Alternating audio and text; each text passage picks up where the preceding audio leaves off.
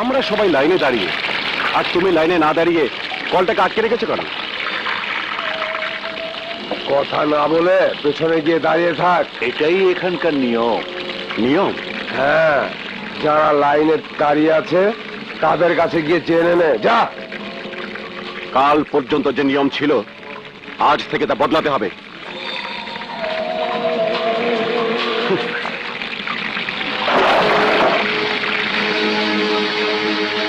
শালা, তোর এত বড় সাহস! ওই!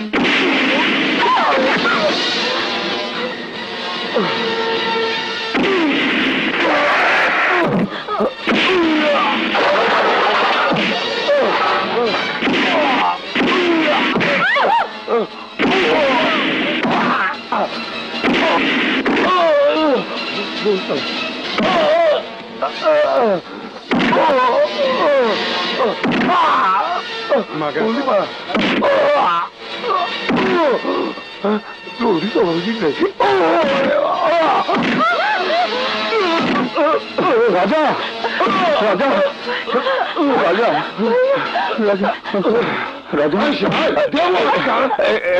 থামো। রাজা, তুই কি সব সময় ঝামেলা বাজাবি? সবার পরে এসে কল দখল করবে, আর আমি? আয় বেটা, এই কলটা আমরা বসিয়েছি, তোর বাপ বসায়নি। এই বাপ তুলবি না, খবরদার, বাপ তুলবি না। থাম। আয় শুয়ে বাচ্চা, কি করবি? কি করবি তুই? এই বাবা, ভাইয়াকে ছেড়ে দাও, ওকে দেখ কয়েকটা। চুপ কর। এত লোক লাইনে দাঁড়িয়ে আছে, কেউ কিছু বলছে না। আরে কেউ কিছু বলছে না বলেই তো ওরা পেয়ে বসেছে। ঠিক আছে, তোকে পানি দিতে হবে, আমি নিয়ে যাচ্ছি। যা যা যা বলছি। চল।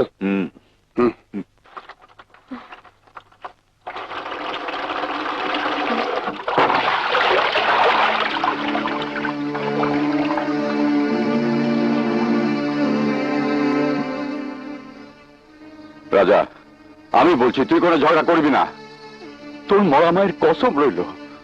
বাবা, তুমি যাও, আমি আর ভাইয়া পানি নিয়ে আসছি। মনে থাকে যেন।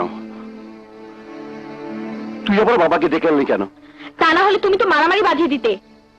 বাবা, তুমি ওদের সঙ্গে পারবে না। এই আপনাদের জন্য আজ দেশের সন্ত্রাস মাস্তানি মাথা তারা দিয়ে উঠেছে। আপনারা যদি এই অন্যায়ের প্রতিবাদ করতেন, তাহলে আজ ওদের এত বড় সাহস হতো না। কি করব বাবা, কিছু বললেই তো ওরা মারধর করে মহল্লা থেকে তাড়িয়ে দেবে। তাড়িয়ে দেবে? কেন? এই এলাকাতে থানা পুলিশ নেই?